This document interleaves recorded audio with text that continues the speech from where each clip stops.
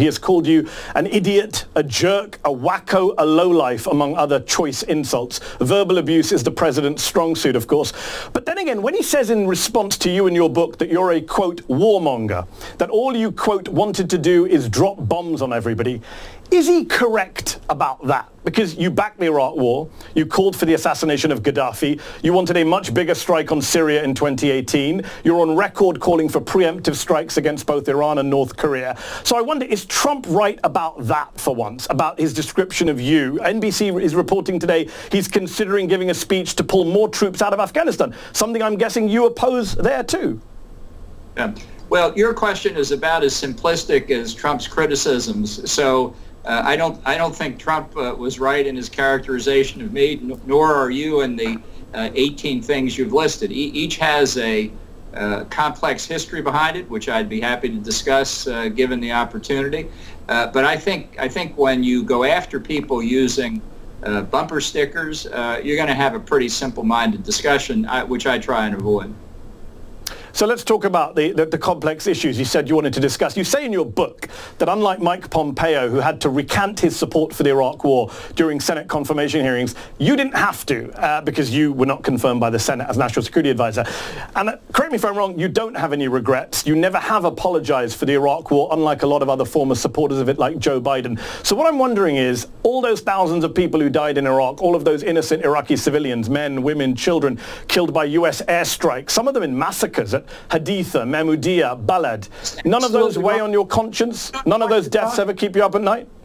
You don't know what you're talking about. The Iraq War, which was the period that lasted about 4 weeks and resulted in the overthrow of Saddam Hussein, was a brilliant military victory by the United States and other coalition forces. And that, the removal of Saddam Hussein from power, was the right idea at the time. And it's true today. Where the United States made a mistake, and I've said this repeatedly over the years, was in the period following the overthrow of Saddam Hussein. I do not think we should have set up a coalition provisional authority. I think we should have kept our troops in Iraq for a lot of reasons, but I think we should have turned responsibility for the government over to Iraqis as soon as possible. You do not increase people's political maturity by making decisions for them. You increase their political maturity by making them make decisions for themselves.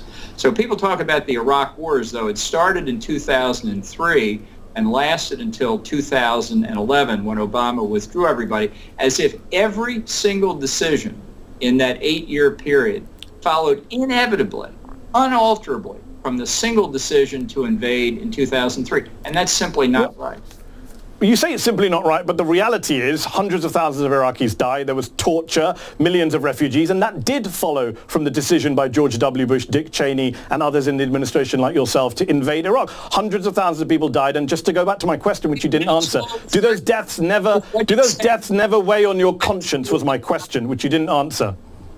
No, I did answer it, and I'll answer it again since you didn't seem to listen to it. The fact was, after the overthrow of Saddam Hussein, a number of decisions could have been made in different ways. I don't believe in U.S. participation in nation building. I think nations have to build themselves. And had the United States followed through with that approach rather than engaging in extensive nation building, the outcome, I think, could well have been very different. But to lay all of the blame for what happened in Iraq on the single decision to overthrow Saddam Hussein is historically completely wrong. But no one's doing that. They're pointing to the war and the invasion and the occupation. You're trying to disconnect the occupation.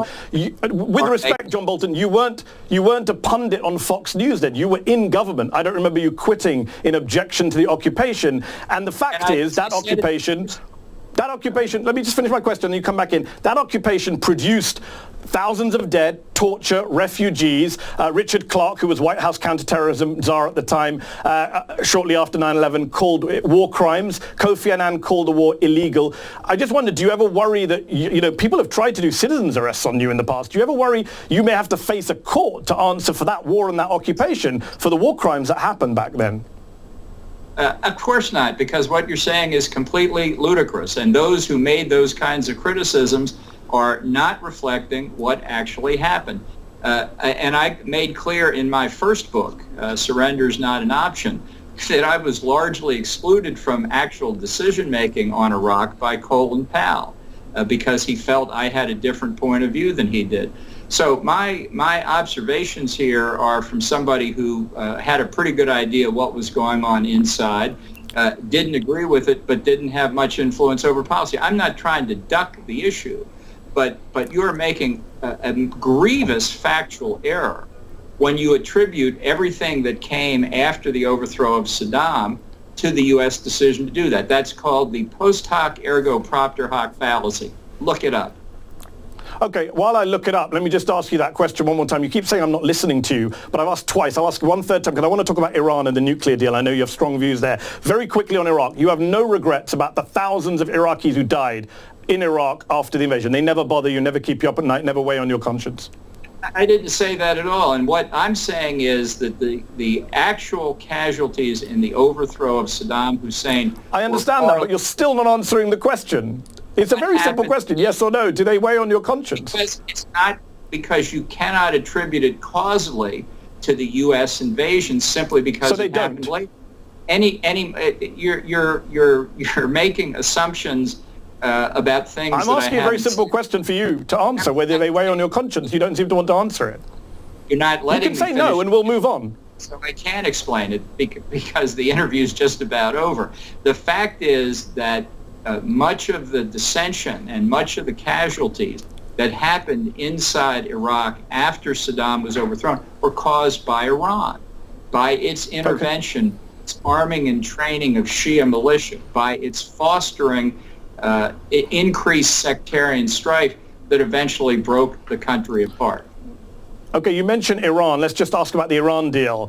You describe in your book how you pushed to get Trump to withdraw from the nuclear deal. You've said it was your happiest moment as a member of the Trump administration when he did that in May 2018. Here's the thing. According to the IAEA, Iran had 100 kilograms of enriched uranium at the start of the Trump presidency and while the deal was in place. Today, the IAEA says Iran has 2,000 kilograms of enriched uranium, 20 times as much. How can you say that is anything other than a failure of the Trump-Bolton policy on Iran? Well, it wasn't the implementation of the Bolton policy, but I can tell you that the IAEA has very limited information about what's going on inside Iran. It knows what Iran has declared to it, and it doesn't know anything else. The fact is that Iran never made a strategic decision to give up its nuclear weapons program or its ballistic missile program. The decision by the Trump administration to withdraw from the deal and reimpose U.S. sanctions has put enormous pressure on Iran. Unfortunately, not yet enough. But Iran, under its present leadership, is never voluntarily going to give up nuclear weapons, and it didn't under the 2015 deal either. It was a failed deal that allowed Iran to... That's not what the IAEA says. That's not what the inspectors say. They say 20 times as much now outside of the deal as in the deal. The IAEA is not an espionage agency. It knows what people declare to it, and it doesn't know much else. You say, you said earlier that, there's lots of complex questions around the war. Trump's description is too simplistic as a warmonger. But you are someone associated with a hawkish foreign policy. And yet when the opportunity came for you to personally serve in uniform in Vietnam in 1969, you joined the Maryland National Guard instead. You wrote in your college reunion book, "I had no desire to die in a Southeast Asian rice paddy." I wonder how you justify that, supporting all these wars that send Americans out to die, but you never chose to go out and fight yourself. Yeah. Do you have the complete quotation? I think I do. Do you want the complete quotation? Let me pull it up for you. You say, let me just get it for you. You say, well, there's a couple of, we've spoken about it in two different books. In your Yale reunion book, you said, "I confess I had no desire to die in a Southeast Asian rice paddy. I considered the war in Vietnam already lost." No, that's not the complete quotation. I'll read you the complete quotation. Okay. I confess that I had no desire to die in a Southeast Asia rice paddy when I knew full well that American public opinion generally, and the vast, if not virtually unanimous opinion of the Yale class of 1970, was to give that rice paddy back to the communists who would have killed me trying to take it away from them. That's the complete quotation, which you didn't have and is typical of the rest of the research of this interview. which really has been. But you did say I have no desire to die in Vietnam, even though 9,000 troops did die after that moment, after 1970.